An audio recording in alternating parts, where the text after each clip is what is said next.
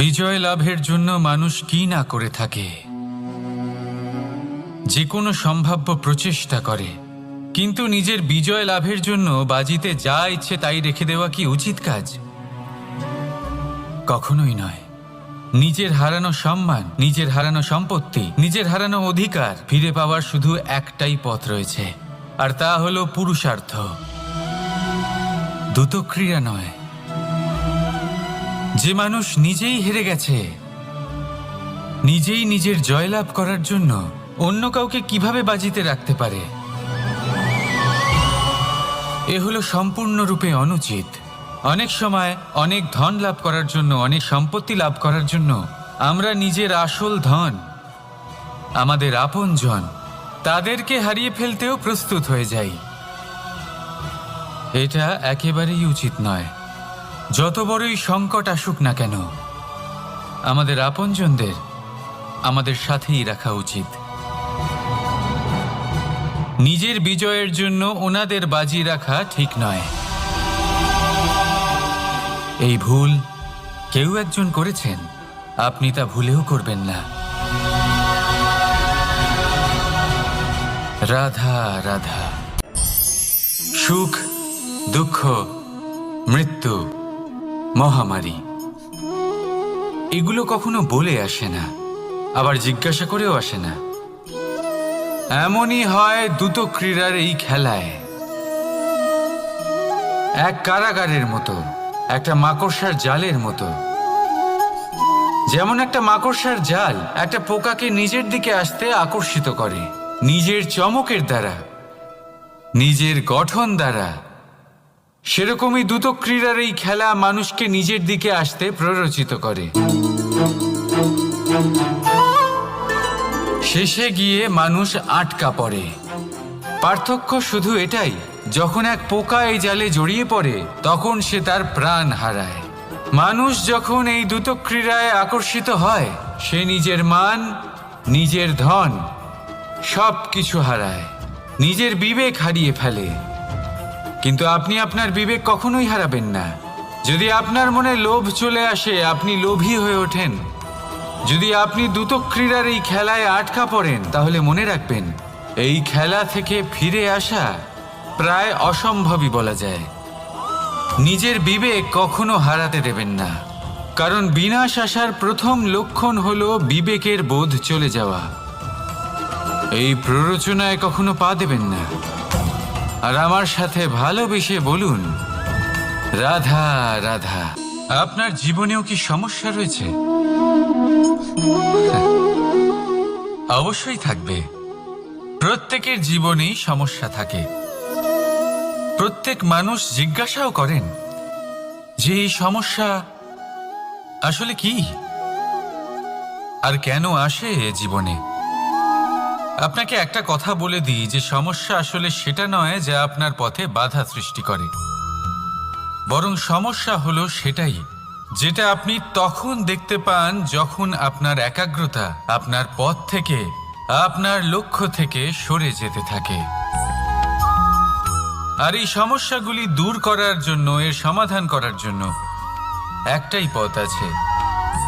নিজের সমস্ত ভাবনা আরো একবার একাগ্র করুন নিজের পথের দিকে, নিজের লক্ষ্যের দিকে।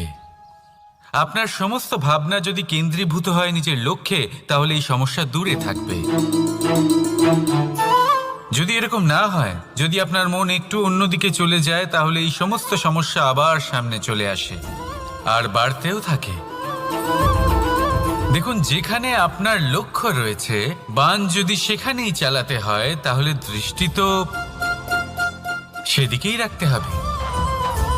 তবেই তো আপনি সেই লক্ষ্য ভেদ করতে পারবেন। সেই জন্য মনে রাখবেন, সর্বদা লক্ষ্য রাখবেন নিজের পথে, সেই পথেই সামনে এগোতে থাকুন নিজের লক্ষ্যের দিকে। আপনি যত সামনে এগোতে থাকবেন, এই সমস্যা তত পিছিয়ে যাবে। তাহলে আসুন, আমার সাথে ভালোবেসে বলুন, রাধা রাধা। আপনি কি কখনো জলকে নিজের মুঠোতে ধরে রাখার চেষ্টা করেছেন?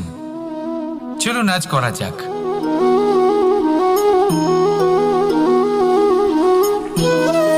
যদি আপনি নিজের মুঠো জোরে বন্ধ করেন, জল ধরে রাখতে পারবেন না যদি আপনি তাকে এমনি বইতে দেন। তাহলে ও নিজের পথ নিজেই করে নেবে আর আপনার হাতেও থেকে যাবে। আমাদের জীবনও হলো কিছুটা এরকম, জলের মতো। নিজের পথ নিজেই করে নেয় এই জীবন। প্রত্যেক সমস্যার সমাধান নিজেই করে নেয় এই জীবন। তাই জীবনে যখন কোনো পরিস্থিতি আমাদের প্রতিকূল হয়ে থাকে, কিছুই হয়তো আমরা বুঝতে পারছি না, কিছুই যখন বসে থাকে না, তখন আমরা হতাশ হয়ে পড়ি, নিরাশ হয়ে পড়ি। আর এটাই করা উচিত নয়। শান্ত মনে দেখতে হবে যে এই জীবনে আসলে কি ঘটে চলেছে। কষ্ট সবাই ভোগ করেন। কষ্ট পেলে কেউ রেগে যান, রেগে গিয়ে পরাক্রম দেখান। এটাই তো করা উচিত নয়। শান্ত মনে সেটাই করতে হবে যা জীবন আমাদের শেখাতে চাইছে। জীবন আমাদের সব শিখিয়ে দেবে, শুধু মনে রাখবেন কখন প্রয়াস করতে হবে আর কখন আমাদের প্রতীক্ষা করতে হবে, সেটা আগে আপনাকে বুঝতে হবে। তাহলে আসুন আমার সাথে ভালোবেসে বলুন, রাধা রাধা। এই পাখিরা সত্যি খুব সুন্দর, আমার খুব ভালো লাগে। আপনি নিশ্চয়ই শুনে থাকবেন যে কিছু পাখির কাছে ডানা অবশ্যই থাকে, কিন্তু উড়তে পারে না। তারা চায় উঁচু আকাশে উড়ে বেড়াতে এবং মেঘেদের সাথে কথা বলতে, করতেই পারে না। এবার এই সংসারেও পাওয়া যায় ঘুড়িও। এদের মধ্যে না জীবন আছে, না প্রাণ আছে, আর না আছে ডানা, কিন্তু এরা আকাশের সাথে কথা বলে, হাওয়ার বেগের সাথে কথা বলে, আনন্দ করে, উৎফুল্ল হয়ে ওঠে। আকাশে জীবনের কিছু মুহূর্ত কাটায়। তার কারণ কি হতে পারে? কারণ হলো সুতো। এই সুতো যদি সঠিক হাতে থাকে, তাহলে এই কাগজের তৈরি ঘুড়িও আকাশের উচ্চতায় উড়ে বেড়াতে পারে। এবার এই সুতো আসলে কি? এই সুতো হলো আসলে ভালোবাসা। এই সুতো হলো আসলে বিশ্বাসের। আর এটা আপনি দিয়ে থাকেন তাদের হাতে যাদের আপনি বিশ্বাস করেন, যাদের আপনি নিজের সর্বস্ব দিয়ে দেন। ভেবে দেখুন, এই ভালোবাসা আর বিশ্বাসের সুতো আপনি যদি সঠিক মানুষের হাতে দিয়ে দেন, তাহলে আপনি অনেক উচ্চতায় উঠতে পারবেন, আকাশের উচ্চতায় উড়ে বেড়াতে পারবেন, মেঘের সাথে কথা বলতে পারবেন, পাখিদের মতো উড়তে পারবেন, যা ইচ্ছে তাই করতে পারবেন। শুধু এই মানুষ সঠিক হতে হবে, এমন একজন মানুষ যার মনে আপনার জন্য ভালোবাসা রয়েছে, এমন এক মানুষ যার মনে কোনো স্বার্থ নেই, যিনি পরোপকারী, এমন একজন ব্যক্তি যিনি আপনার অস্তিত্বকে বাইরে নিয়ে আসতে পারবেন, তাকে উজ্জ্বল করে তুলবেন। তাহলে ভালোবাসুন, আনন্দ করতে থাকুন, আর এই আনন্দ সহকারে বলুন, রাধা রাধা। বল, শক্তি, পরাক্রম এই সংসারের বিকাশের মূল। কিন্তু কখনো ভেবেছেন যে প্রকৃতি আমাদের এই বল, শক্তি, পরাক্রম কেন দিয়েছেন? যাতে আমরা জীবনে কারোর উদ্ধার করতে পারি, কাউকে সাহায্য করতে পারি, কারোর জন্য ভালো কিছু করতে পারি, কোনো গরিব অসহায় মানুষের জন্য কিছু করতে পারি। এই বল, এই শক্তির সদ্ব্যবহার করতে পারি। কখনো দেখেছেন এমন মানুষ যার কাছে অসীম শক্তি আছে, কিন্তু তার সাথেই অসম্ভব অহংকারও রয়েছে, যিনি নিজেকে সর্বশ্রেষ্ঠ বলে মনে করেন, খারাপ কাজও করেন। আপনি দেখবেন প্রকৃতি এবং মানুষ তাকে ভাঙতে সর্বদা চেষ্টা করেন। মনে রাখবেন, যতই সুবিশাল পর্বত হোক না কেন, তা যদি পথে পড়ে, তাকে ভেঙে পথ প্রশস্ত করা হয়। যদি আপনার কাছে বল থাকে, শক্তি থাকে, পরাক্রম থাকে, তাহলে তার সদ্ব্যবহার করুন, কাউকে সাহায্য করুন, কাউকে রক্ষা করুন। যদি আপনি আপনার শক্তির দুর্ব্যবহার করেন, তাহলে মনে রাখবেন আপনি নিজের বিনাশ নিজেই আমন্ত্রণ করছেন। এবার বল অর্জন করার পরে, শক্তি অর্জন করার পরে আপনি নিজেকে বিনাশ করতে চান নাকি এই সংসারের উদ্ধার করতে চান, সিদ্ধান্ত আপনার। রাধা রাধা। মানুষ আর ধন, এই দুইয়ের মধ্যে সম্পর্ক খুব ঘনিষ্ঠ। ধন হলো সেই শক্তি যার ব্যবহার মানুষ করে থাকে সাংসারিক বস্তু ক্রয় করার জন্য, নিজের জীবন যাপন করার জন্য।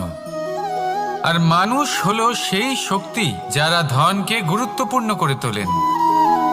এবার একটা কথা বলি, ব্যবহার করা উচিত ধনকে আর ভালোবাসা উচিত মানুষকে। এটা বেশিরভাগ মানুষই বোঝেন না। মানুষ এখানেই সব থেকে বড় ভুল করে বসেন। তারা ভালোবাসেন ধনকে আর ব্যবহার করেন মানুষকে। এ হলো অনুচিত। দেখুন, আপনি একটা সূচের দ্বারা যুদ্ধ করতে পারবেন না, আর কোনো তলোয়ার দ্বারা বস্ত্র সেলাই করতে পারবেন না, তাই না? কোনটা কিসের জন্য হয় সেটা বোঝা অত্যন্ত জরুরি। আপনিও সঠিক দিকে অগ্রসর হন। মানুষকে ভালোবাসুন আর ধনকে ব্যবহার করুন। যদি আপনি মানুষকে ব্যবহার করেন তাহলে আপনি ভালোবেসে ফেলবেন ধনকে, আর এই ভালোবাসা ধীরে ধীরে পরিণত হবে লোভে, আর ধীরে ধীরে এটা আপনাকে বিনাশ করে দেবে।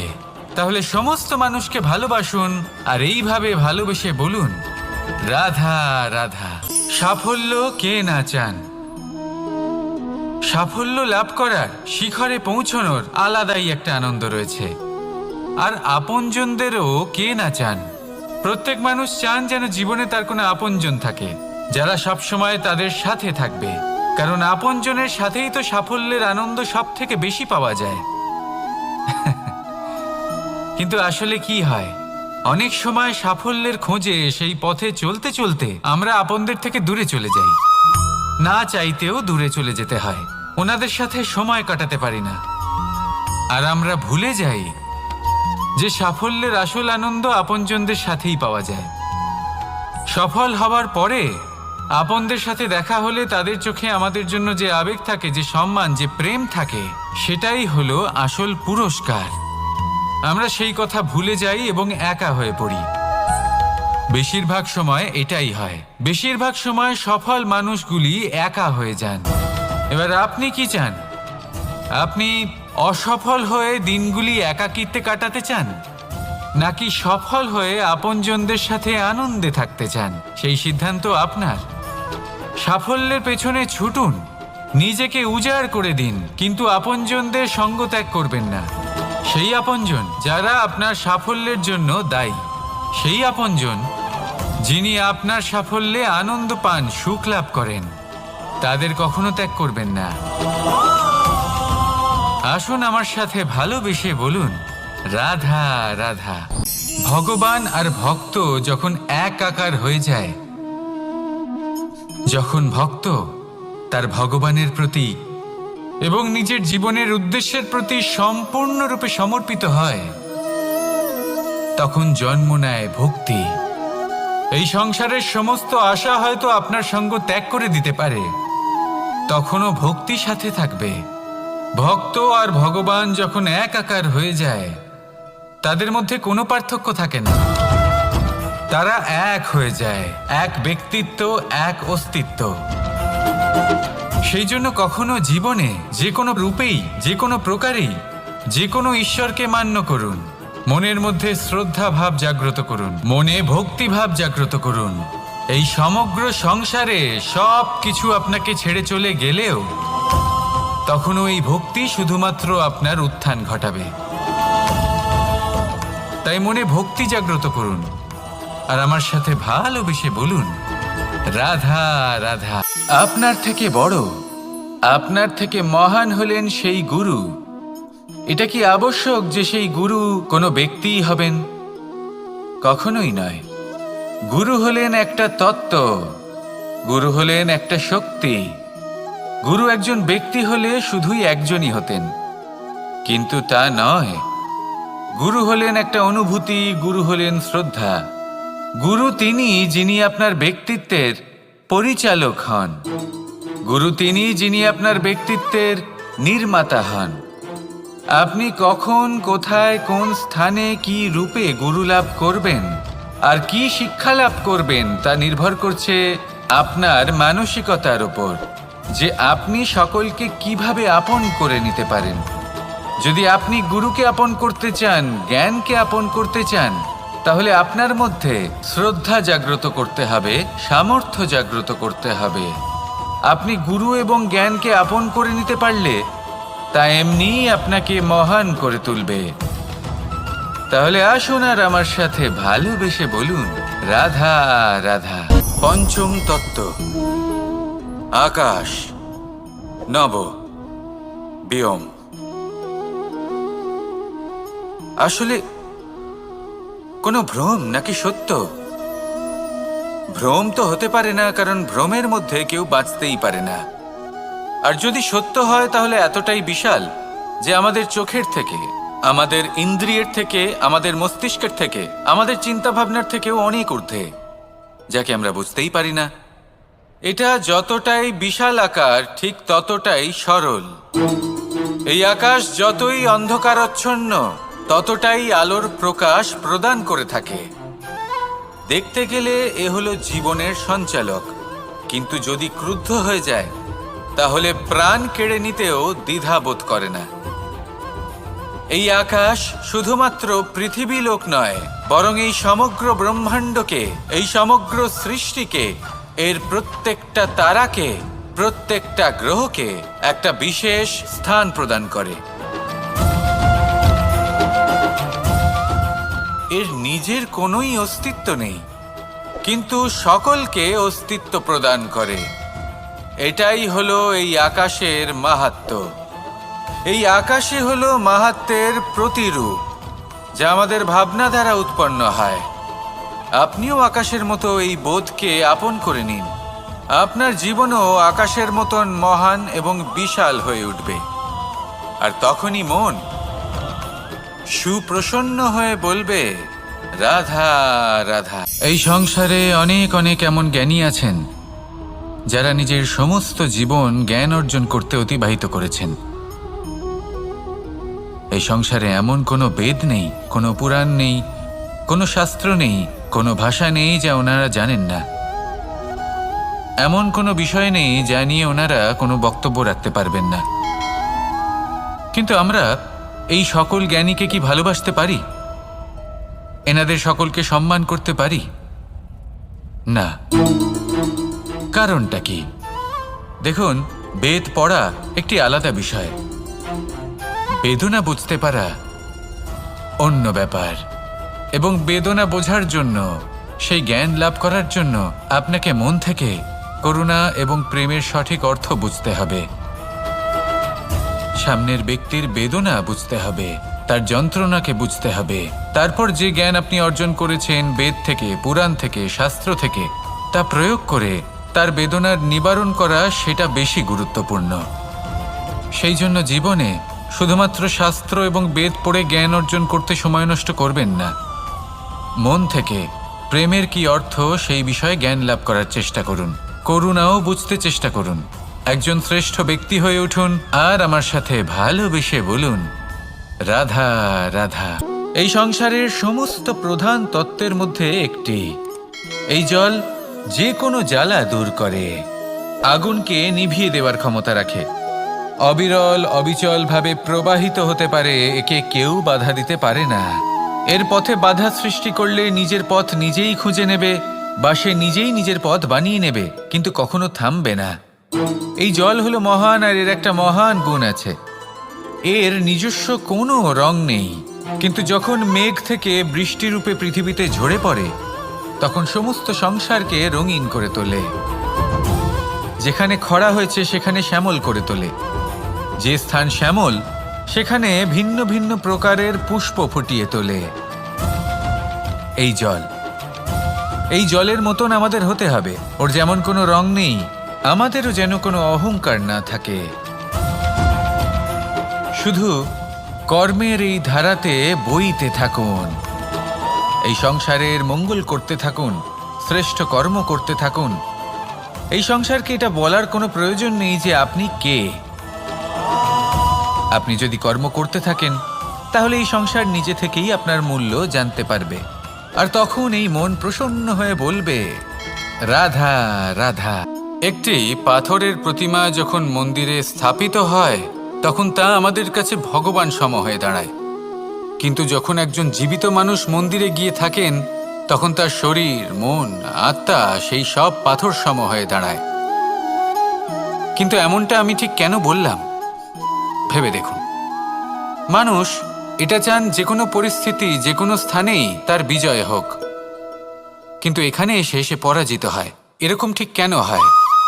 সমস্ত খেলা হলো ভাবনা চিন্তার, বিচারধারার, দৃষ্টিভঙ্গির, উত্তরদায়িত্বের খেলা।